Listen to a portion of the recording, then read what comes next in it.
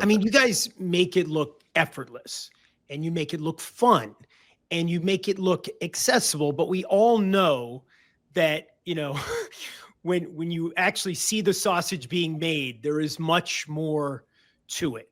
And there's angst and there's creativity and there's deadline pressure. So what would you say, to your followers, to whoever's watching right now? What is the part of the job that people think they understand, but they just don't get what it's really about? What's the element that really fits into that category the most? What do you think, Katie? I mean, if we're making it look effortless, we're doing our job right. I think that's the goal. I mean, for me, this is my dream job. So I genuinely have so much fun creating content. And even, I mean, editing a video, sometimes what I'll put a 30-second video together. It'll probably take me 2 hours to edit. Some things are different. Sometimes I just film something, quickly edit it in the moment. I remember Cooper DeJean's touchdown at the Super Bowl, this past Super Bowl. I was editing while I was watching the game and putting it up in real time. So that only took me about 15 minutes. But then for more polished things, if I'm doing fan interviews, I really like to take the time and make it look good. So, I think it takes a lot more time than I think people think, but again, it's our job to make it look easy. And I think for us, like being in this space and the opportunities social media has presented us in a space that is hard to break in. Breaking into sports, especially as a female, is difficult, but social media has given us this new way too. So I mean, it really is, it's work, but it's fun. Yeah, I'd say social media is not for the weak if you're an overthinker. It takes me so long to post things. So the fact that Katie can post in real time is amazing. Like, give her all the accolades, because it takes me a long time to overthink what I'm doing and what I'm posting. And I'll say the biggest thing too is in the off season, because I was more like, I'm all NFL content was like my big, thing when I started doing social media. And when I hit the off season, I was like, I'll be able to breathe again. Like, it's like a job, right? During the season, when the Super Bowl is over, I can take a step back and relax a little bit. But what people don't realize with social media is if there are no days off. If you're not posting, you're falling behind other creators who are posting. So it's just this constant like feeling of needing, and not necessarily needing, because you want to put out content, you want to entertain these followers that are your loyal fan base.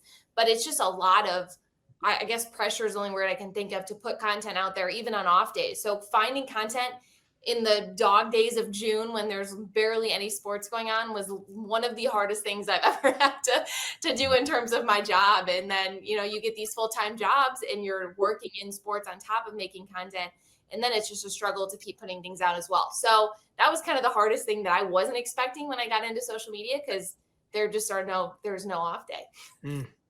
Yeah, for me, I mean, I love my job. Like, I love my job. I'm not complaining at all. And I feel like just that motivates me to get up every day and just go hard with everything. Like, I'm really specific on if a video has a little blur, or if there's a little or something with the caption, or if there's a clip, everything could be perfect. It could be one take, 59 seconds. And that last second to a minute, if it's bad, I'm cutting it or I'm not using the whole video. Like, I'm very, because those things matter, and that's what separates you from the next person. Because somebody could shoot a video and they're like, hey, can you shoot this for me? And then it's not good. You post it, and then that's the first time somebody sees you. That's how they remember you. So I treat every day like it's day one for me, and like I'm trying to put myself out like nobody knows me. Because if you focus on how many people are actually watching you every day, it can sometimes stress you out. And I try not to desensitize myself from being seen by so many people, because sometimes that's how you can lose yourself and you forget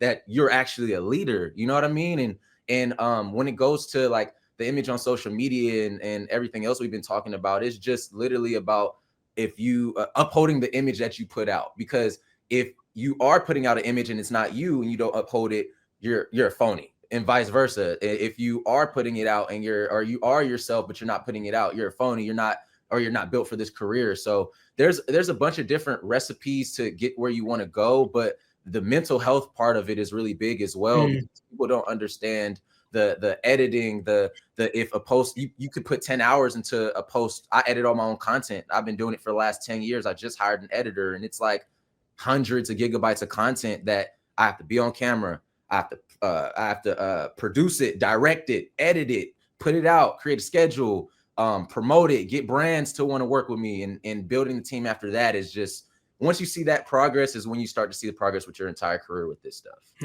Yeah, to add on to that too, it just made me think of when you were saying that, when celebrities were getting famous back before social media was a thing, you would do, they do movies, or if they did any kind of press thing, you'd have a team behind you doing these press releases. You'd have someone that was there to kind of tailor your image to the public, make sure you said the right things, make sure you were media trained. That's all gone with social media because everything is being filmed, and people now that have kind of a presence on social media, anybody can have a camera on you. So you've got to really watch your image and your brand and all this stuff. But the people that are just starting out, and same with, like Anthony just said, I edit all my stuff as well. Katie edits all her stuff. There was no real team when we first got started. So you're building this all yourself, and it just puts a lot of pressure on you to make sure, like Anthony said, you're putting the right image out there. You're staying true to yourself. You're staying genuine, and nobody really kind of led us through that. So maybe that's why our content did well too. Cause again, hopefully we're genuine and people saw that. So maybe people saw us editing their own stuff too. They like, dang, y'all know. Yeah. My editing needs some work. I'm working on it. Sometimes I do see some like creators have these really incredible videos that are, you can tell they're very produced. And sometimes I'm like, do I want that? But then at the end of the day, I think part of the feeling of accomplishment that I get from this job is in the editing and in the creativity of it. So I'm not ready to give that up just yet, but it's a 24/7 job. And I think what I've learned is it's really important to give ourselves those breaks as well. And sometimes what I've been trying to do is treat it as more of a 9 to 5, to where I wake up and I cut myself off at a certain hour. Stop thinking about what you can do next, what your schedule is going to look like tomorrow, and just give yourself some time with your friends, your family to regroup, because otherwise burnout can happen. And when you're in this for the long run, you have to make sure that you're doing everything to keep yourself feeling good.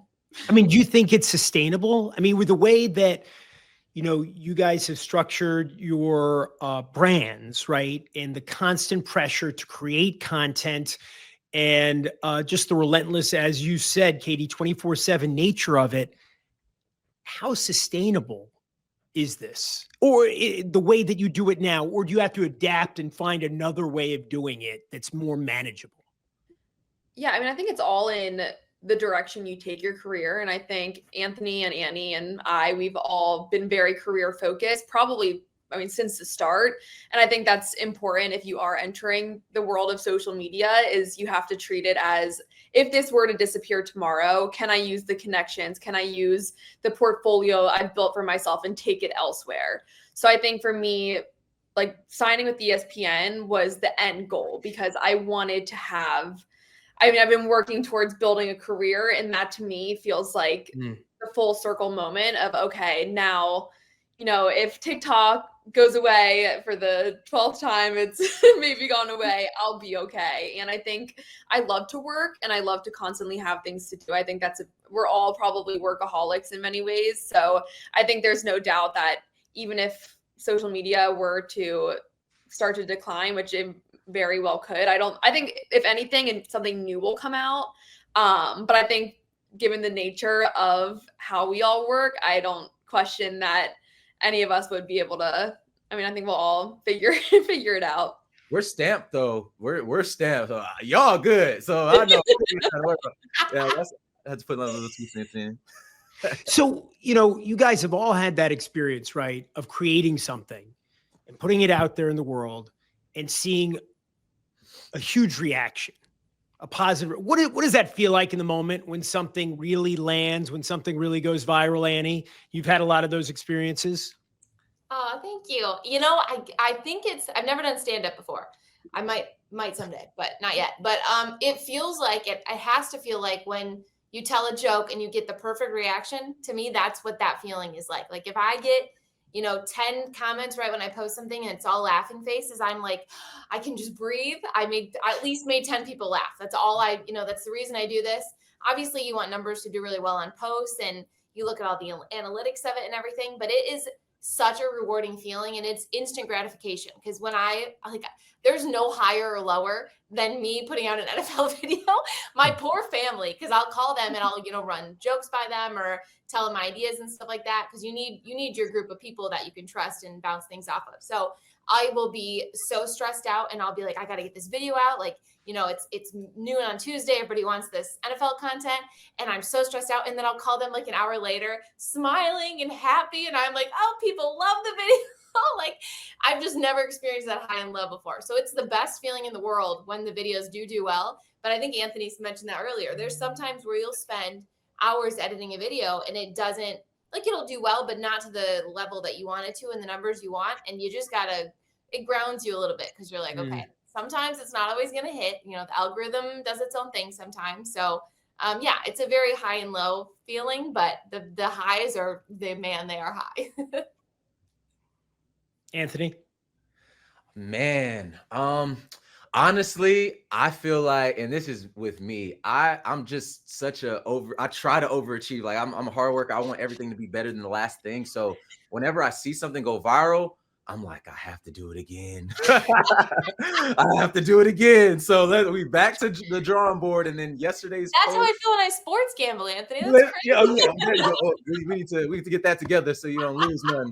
But with me, with the social stuff, it's like I've seen videos get 200 million views, 300 million views before, like million plus likes, like, and that's individuals seeing it, intaking what I'm trying to put out from my phone and clicking on the screen. I like this. So you have to kind of, when you get into a certain area in life, it's like code switching. Like you get into certain rooms, you grow, you learn how to carry yourself. But as a creator, whenever you hit a peak video, sometimes you always leave that peak video as your best work. And it's hard to just dedicate your life to chasing that, like chasing the views. So I try to just put out content that I believe in first. And if I enjoy it, I like it, I don't care how it does, because I feel like I've built my platform to the point where I trust my fan base to be able to tap in with me.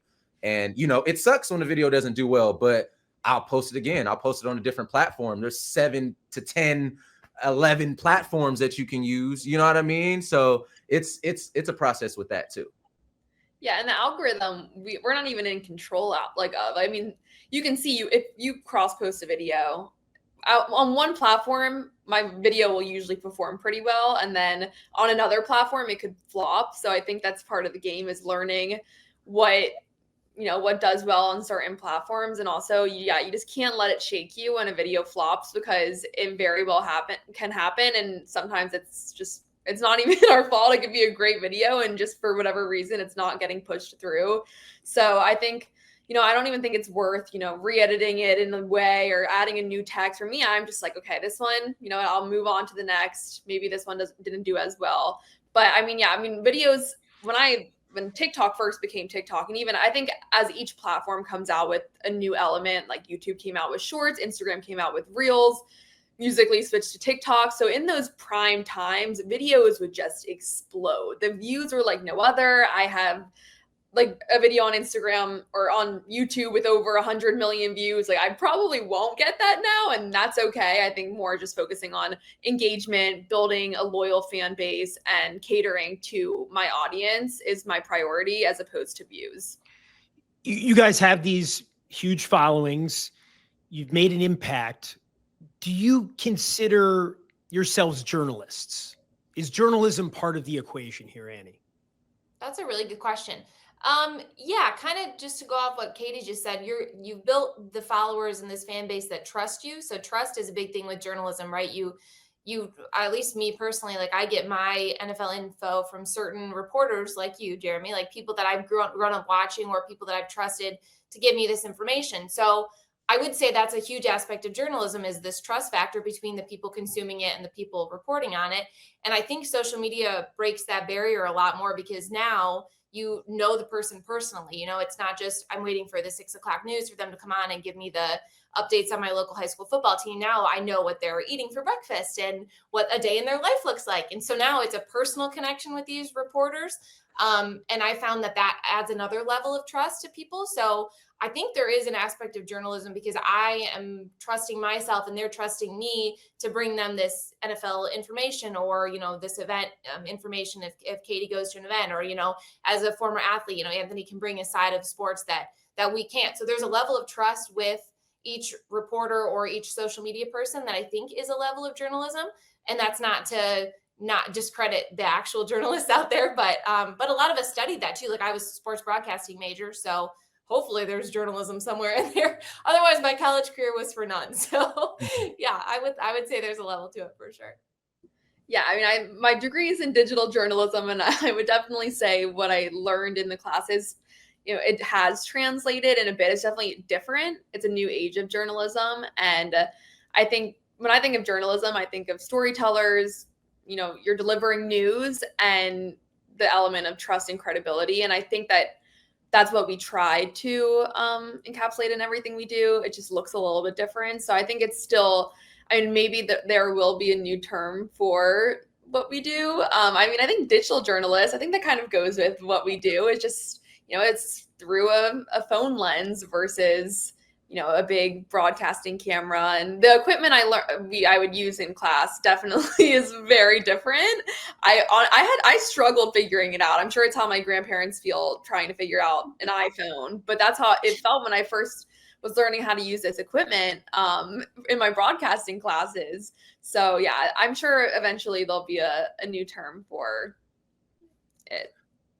I think I'm a jack of all trades because I don't like people telling me no. You know what I mean? Just getting my ideas through the door, getting a edit through. And we are the first to go and do this. So whenever you're the first to do something, it helps to journal our lives. Like we're journaling our lives. We're telling people about how we go through different things, how we're pushing content. And if you're journaling, if we're journalists of our own lives and we're the first ones to do it, I look at it as we're leaving something for the next era of creators, whether it's the digital footprint, it's them watching us, being on live, talking to us, whatever interaction, all that goes into the world of social media and helping the next generation make it better. You know what I mean? Because I feel like also putting ourselves into that leader position to help, like helping more as opposed to putting ourselves like putting ourselves in the pool with everybody else. You know what I mean? Because everybody's trying stuff. Everybody's wanting to do different things. People see our stuff and try to copy maybe some of our ideas. You never know. But just leading that charge and being the next person to show that the next creator how to do it, I feel like is key to, believing we are the journalists. When you think about the way that you've built these brands and your careers and the posts that have been the building blocks, well, what are one or two of the posts that for you really you think illustrate what you do well? For Annie, what's your kind of masterpiece? That's a great question. I'd say, so the first video I ever did was during COVID, and this is what kind of went viral. It got 3 million views, I think, overnight. And this is kind of what made me, this was the first video that had ever taken off for me to that level before.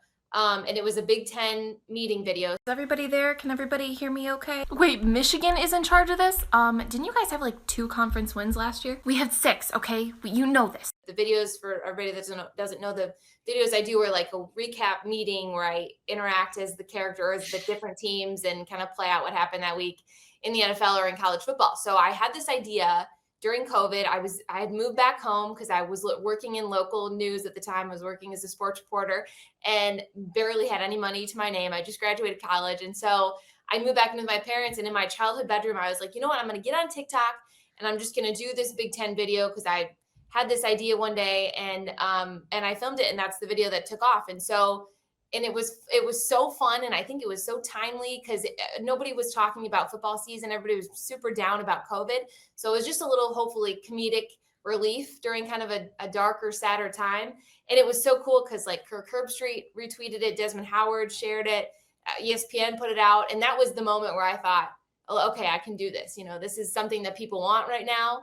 And it really defined me because it was the fan aspect that I try to bring because I'm a football fan at the end of the day, but it was also comedy and like a roast kind of thing. So that is just like, it just felt like peak my content. Like it just was so genuine to me, and it did well. And yeah, that is my masterpiece at the end of this, hopefully. Katie. That's a tough question. Oh, it's hard to even think of just one video. A lot of my Penn State. Good to have options. Yeah. A lot of Penn State football content was my favorite.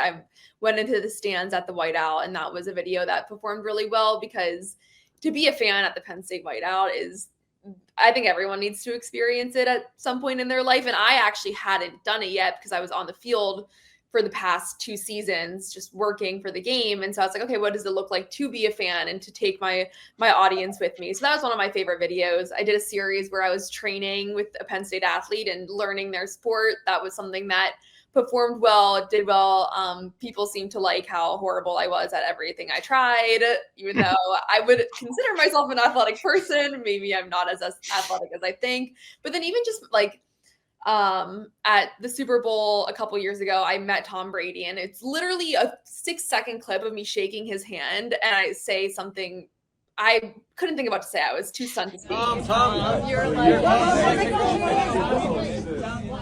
Sound like you're a legend, and the video blew up everywhere. And it's just, I mean, it's just little moments like that that are spontaneous, that you can't plan for. Those Authentic. are probably my favorite pieces of content. And then I met Tom Brady again, and I wanted to tell him, you know, I was the girl that called you a legend, and embarrassed myself. But I was like, maybe he doesn't remember. I just won't bring it up. You Dang. should say like 28-3 or something, that, you know. It's crazy for me. Like every year, it's like this is the video of the year for me. But I think one of the blow up moments that I've had was I posted a video in 2023, and there was this movie named White Man Can't Jump that came out with Jack Harlow, Tiana Taylor, Lance Reddick, the late great, and I played the younger version of the lead main role. And I posted a video, like I had a fight scene. I posted like behind the scenes of me in the uniform. What's up, y'all? For real? I posted that and it went bananas, but that was one. And then recent for this year, my fiance and I just recently purchased a home in Nevada, and I started a series building a basketball court in my backyard and turning it from complete dirt to the ground up, like murals, a billboard, like the court, the floor has my logo on it. And I did like a mic'd up series telling people the prices, how much time it took, why I'm choosing this floor, this color. And I think that was like a long form series I tried for the first time, with me just not worrying about me like dunking the ball or trying to do something crazy. It was just me trusting the process. And the first video didn't do as well, but then the second video went bananas. The third video went crazier. And then by the end of the series, when the court was done, I racked up probably 250 million views on 3 different platforms for short form though. So it's those were the things for me. That's a lot, right? 250. That That's is a lot. so cool. That's I awesome. don't even know. I wasn't sure. You know, so Sounds like a lot. crazy. That is so cool. I love that. I mean, you guys are so young. I want to ask about the future of this business, what you guys are doing. And nobody sees the future very clearly, right? That's one thing I've learned over the decades. Nobody has a crystal ball. And it seems that the people who are most qualified to see the future see it less well than everybody else. But 10 years from now, what do you think you're going to be doing? And what do you think the business is going to look like? Annie, let's start with you. Yeah, I think this is a tough question because there is so much uncertainty with it. But the biggest, and it's scary to think about because, you know, with jobs, there's no job security really with social media. But the one thing that gives me a little bit of peace and calm is just being open to learn. And I tell people this when I talk about them getting into social media.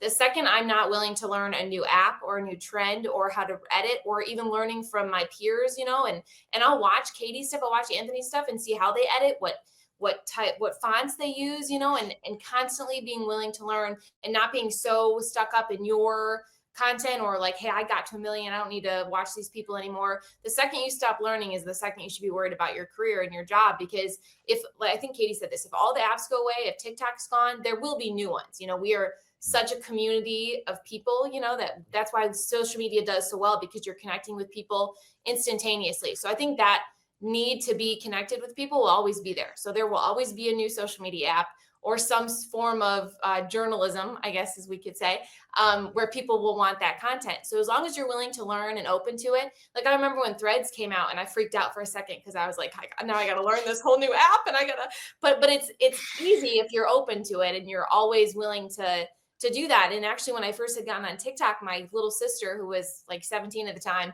she was like, "Oh, don't get on TikTok. You're not going to understand it. It's older than you, or it's younger than you. You're too old for it." And if I just said, yeah, like a lot of my millennial friends at the time were saying they're not going to get TikTok. It's too crazy, too much to handle, and too hard to understand. If you start thinking that way, then yeah, you're very much limiting yourself. So I just try to remember it's always better to learn from people.